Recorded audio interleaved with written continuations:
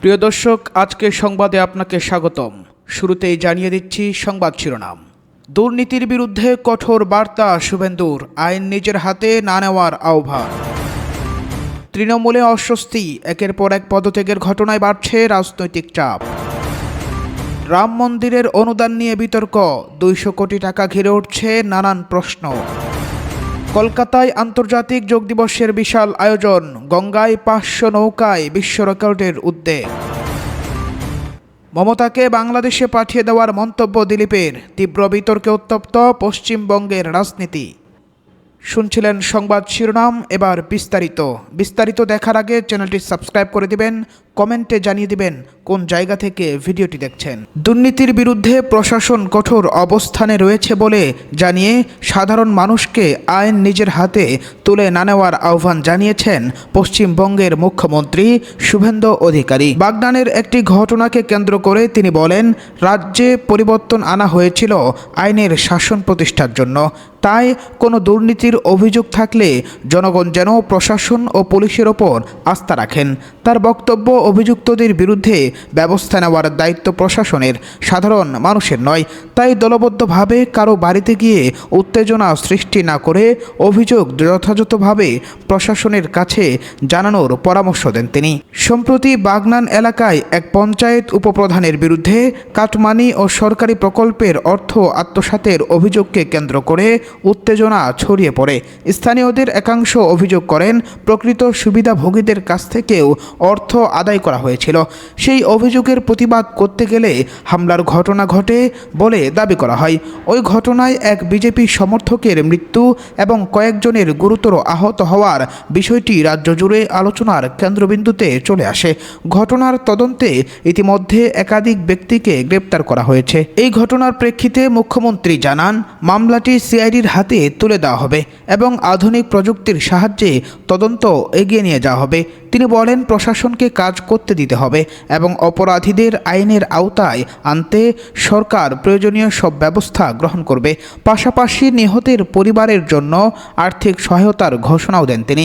সরকার তাদের পাশে থাকবে এবং জনগণ প্রয়োজন হলে পরিবারের সদস্যদের কর্মসংস্থানের বিষয়টিও বিবেচনা করা হবে, এমনটাই জানান শুভেন্দু অধিকারী।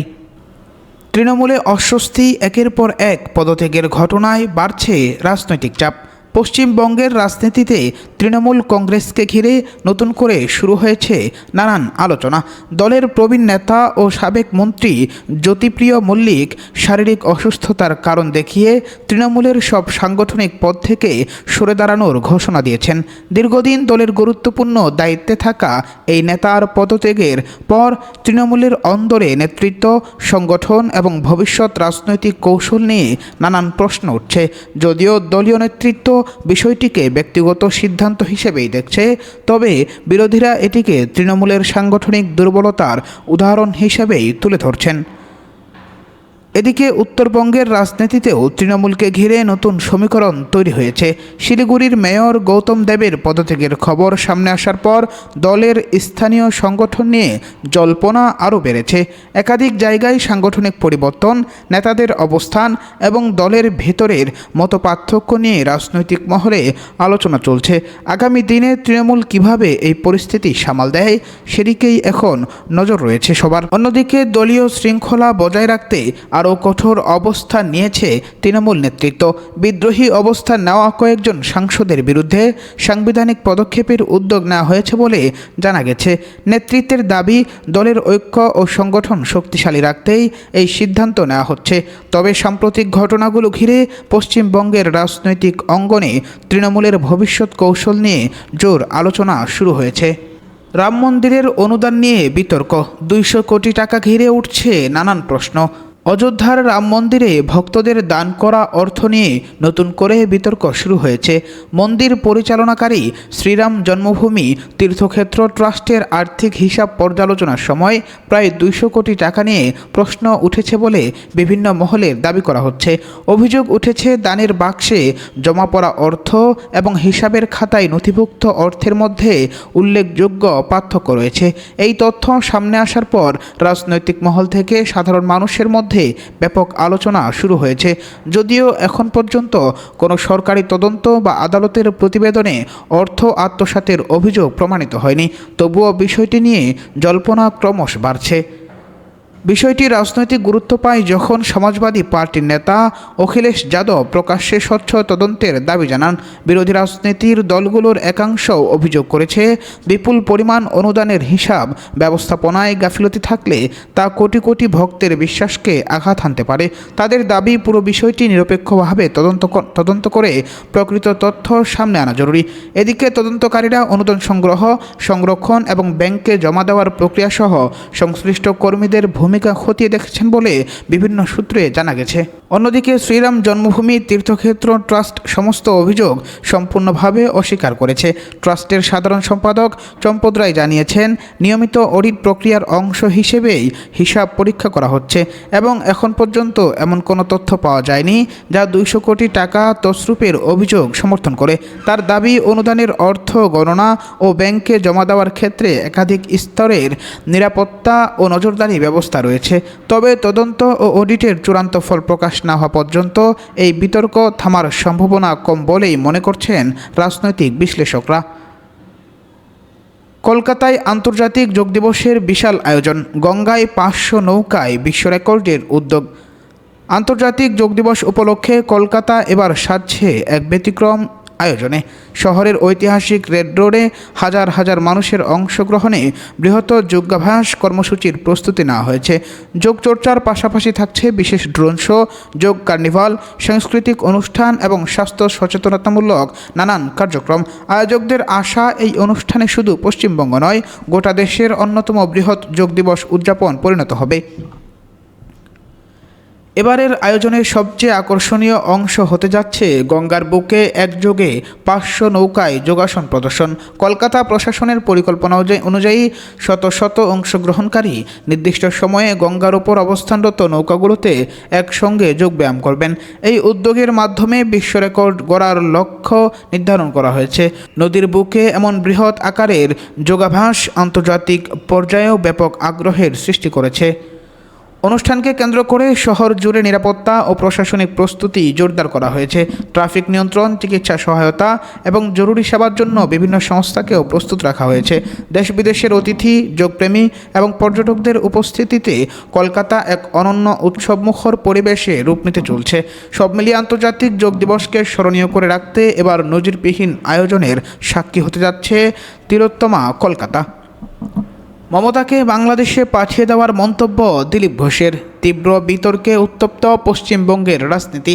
পশ্চিমবঙ্গের মুখ্যমন্ত্রী মমতা বন্দ্যোপাধ্যায়ের নিরাপত্তা ব্যবস্থা নিয়ে চলমান বিতর্কের মধ্যেই বিস্ফোরক মন্তব্য করে নতুন করে রাজনৈতিক ঝড় তুলেছেন বিজেপি নেতা দিলীপ ঘোষ।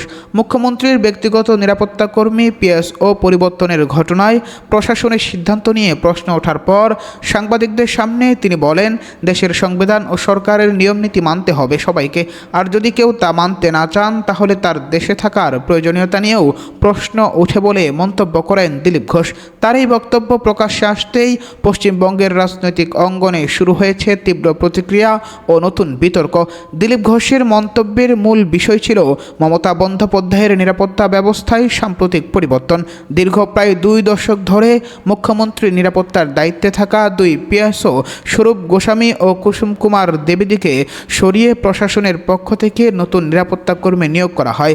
তবে তৃণমূল কংগ্রেসের পক্ষ থেকে এই সিদ্ধান্ত নিয়ে আপত্তি জানানো হয় এবং অভিযোগ করা হয় নতুন পিএসওদের দায়িত্ব পালনের ক্ষেত্রে বাধার সৃষ্টি করা হয়েছে। বিষয়টি নিয়ে প্রশ্ন করা হলে দিলীপ ঘোষ বলেন, যখন নিরাপত্তা দেয় সরকার তখন নিরাপত্তা ব্যবস্থার দায়িত্ব ও সিদ্ধান্ত সরকারের হাতেই থাকে। বিজেপি নেতার দাবি, প্রশাসনিক সিদ্ধান্তকে সম্মান করা সবার দায়িত্ব এবং সাংবিধানিক পদে থাকা ব্যক্তিদেরও নিয়ম মেনে চলতে হয়। তিনি আরও বলেন, ক্ষমতায় থাকার সময় মমতা বন্দ্যোপাধ্যায় নিজেও প্রশাসনিক সিদ্ধান্ত নিয়েছেন, তাই বর্তমান সরকারের সিদ্ধান্ত নিয়েও একইভাবে সহযোগিতা করা উচিত। তার অভিযোগ, নিয়ম ও সংবিধানের বাইরে গিয়ে কোনো অবস্থান গ্রহণ করা ঠিক নয়। দিলীপ ঘোষের এই মন্তব্য ঘিরে তৃণমূল কংগ্রেসের নেতাদের মধ্যে তীব্র ক্ষোভ তৈরি হয়েছে। দলটির নেতারা দাবি করেছেন, রাজনৈতিক রাজনৈতিক আক্রমণের অংশ হিসেবেই এমন মন্তব্য করা হয়েছে এবং একজন মুখ্যমন্ত্রীকে নিয়ে এমন ভাষা ব্যবহার গ্রহণযোগ্য নয়। অন্যদিকে বিজেপি শিবিরের পক্ষ থেকে বলা হচ্ছে দিলীপ ঘোষ শুধুমাত্র প্রশাসনিক নিয়ম মানার মধ্যেই আছেন। সব মিলিয়ে এই মন্তব্য ঘিরে পশ্চিমবঙ্গের রাজনৈতিক সংঘাত আরও একবার প্রকাশ্যে এসেছে। ভারত যুক্তরাষ্ট্র বাণিজ্য চুক্তি চূড়ান্তের পথে, নতুন অর্থনৈতিক যুগের প্রত্যাশা। ভারত ও যুক্তরাষ্ট্রের মধ্যে বহু প্রতীক্ষিত অন্তর্বর্তীকালীন বাণিজ্য চুক্তি এখন চূড়ান্ত পর্যায়ে পৌঁছেছে। আগামী 23 ও 24 জুন যুক্তরাষ্ট্রের বাণিজ্য প্রতিনিধি জেমিসন গ্রিয়ার ভারত সফরে এসে কেন্দ্রীয় বাণিজ্য মন্ত্রী পীয়ূষ গোয়ালের সঙ্গে বৈঠকে বসবেন। দুই দেশের কর্মকর্তাদের মতে এই বৈঠকের মূল লক্ষ্য হবে চুক্তির কাঠামোকে চূড়ান্ত রূপ দেওয়া এবং দীর্ঘদিনের অমীমাংসিত বাণিজ্যিক বিষয়গুলোর সমাধান খোঁজা। গত কয়েক মাস ধরে একাধিক দফায় আলোচনার চলার পর উভয় পক্ষই এখন একটি পারস্পরিক লাভজনক সমঝোতার খুব কাছাকাছি পৌঁছে গেছে। এই চুক্তির মাধ্যমে ভারতীয় পণ্যের জন্য মার্কিন বাজারে আরও সহজ প্রবেশাধিকার নিশ্চিত করার চেষ্টা করা হচ্ছে। একই সঙ্গে শুল্ক কাঠামো, বাজার উন্মুক্তকরণ, প্রযুক্তি সহযোগিতা এবং বিনিয়োগ বৃদ্ধির মতো গুরুত্বপূর্ণ বিষয়ও আলোচনায় রয়েছে। ভারতের পক্ষ থেকে বিশেষ করে রপ্তানি খাতের জন্য অগ্রাধিকারমূলক শুল্ক সুবিধা পাওয়ার বিষয়ে জোর দেওয়া হচ্ছে। অন্যদিকে যুক্তরাষ্ট্র তাদের ব্যবসা ও বিনিয়োগকারীদের জন্য আরও অনুকূল পরিবেশ নিশ্চিত করতে আগ্রহী। বিশ্লেষকদের মতে চুক্তি বাস্তবায়িত হলে দুই দেশের মধ্যে বাণিজ্যের পরিমাণ উল্লেখযোগ্যভাবে বৃদ্ধি পাবে এবং অর্থনৈতিক সম্পর্ক নতুন উচ্চতায় পৌঁছাবে। সম্প্রতি ফ্রান্সে অনুষ্ঠিত G7 সম্মেলনের ফাঁকে ভারতের প্রধানমন্ত্রী নরেন্দ্র মোদী এবং ডোনাল্ড ট্রাম্প এর বৈঠকেও এই বাণিজ্য চুক্তি ছিল অন্যতম প্রধান আলোচ্য বিষয়। দুই নেতা কর্মকর্তাদের দ্রুত চুক্তি সম্পন্ন করার নির্দেশ দিয়েছেন এবং উভয় দেশেই এটিকে কৌশলগত অংশীদারিত্বর নতুন অধ্যায় হিসেবে দেখছে। যদিও কিছু শুল্ক ও বাজার সংক্রান্ত জটিলতা এখনও রয়ে গেছে, তবুও কূটনৈতিক মহলের ধারণা আগামী কয়েক সপ্তাহের মধ্যেই একটি গুরুত্বপূর্ণ অগ্রগতি দেখা যেতে পারে, যা ভারত যুক্তরাষ্ট্র অর্থনৈতিক সম্পর্ককে আরও শক্তিশালী করবে। নামাজ ইস্যুতে দিলীপ ঘোষের মন্তব্য ঘিরে উত্তপ্ত পশ্চিমবঙ্গ, একের পর এক বিতর্কের চাপে রাজ্য রাজনীতি। কলকাতার রেড রোডে ঈদের নামাজ আদায় করতে দেওয়া হয়নি।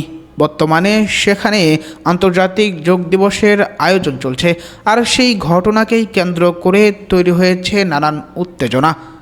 সাংবাদিকদের প্রশ্নের জবাবে দিলীপ ঘোষ বলেন, সাধারণ মানুষের চলাচলে বাধা সৃষ্টি করে কোনো ধর্মীয় কার্যক্রম সেখানে উচিত নয়। এই প্রসঙ্গে তিনি মন্তব্য করেন, যদি এতই সমস্যা হয় তাহলে পাকিস্তান বা বাংলাদেশে গিয়ে নামাজ পড়েন। তার এই বক্তব্য প্রকাশ্যে আসার পর রাজনৈতিক মহল থেকে শুরু করে বিভিন্ন সামাজিক সংগঠনের মধ্যে তীব্র প্রতিক্রিয়া তৈরি হয়েছে। অনেকেই অভিযোগ করেছেন এমন মন্তব্য ধর্মীয় সম্প্রীতির পরিবেশকে ক্ষতিগ্রস্ত করতে পারে। এই বিতর্কের মধ্যেই পশ্চিমবঙ্গের মুখ্যমন্ত্রী মমতা বন্দ্যোপাধ্যায়ের নিরাপত্তা ব্যবস্থাকে নিয়েও নতুন করে রাজনৈতিক সংঘাত শুরু হয়েছে। মমতার নিরাপত্তা নিয়ে বিতর্কের পাশাপাশি আন্তর্জাতিক যোগ দিবস ঘিরেও রাজ্য সরকারকে ঘিরে প্রশ্ন উঠেছিল। কলকাতা হাইকোর্টে পশ্চিমবঙ্গ সরকারের পক্ষ থেকে জানানো হয়েছিল 21শে জুনের যোগ দিবসের অনুষ্ঠানে সরকারি কর্মীদের অংশগ্রহণ করা হবে। পরবর্তীতে আবার সেটা জানানো হয় অংশগ্রহণ করা বাধ্যতামূলক নয়, কেউ ইচ্ছা করলে অংশ নিতে পারবেন, আবার কেউ অংশ না নিলেও তার বিরুদ্ধে কোনো শাস্তিমূলক ব্যবস্থা নেওয়া হবে না বলে আদালত জানানো হয়। এর আগে কর্মীদের যোগ দিবসের অনুষ্ঠানে অংশ নেওয়ার আহ্বান জানিয়ে নির্দেশিকা জারি করা হয়েছিল, যা নিয়ে বিরোধীদের মধ্যে সমালোচনা শুরু হয়েছিল। সব মিলিয়ে পশ্চিমবঙ্গের রাজনৈতিক পরিস্থিতি এখন একাধিক ইস্যুতে উত্তপ্ত হয়ে উঠেছে।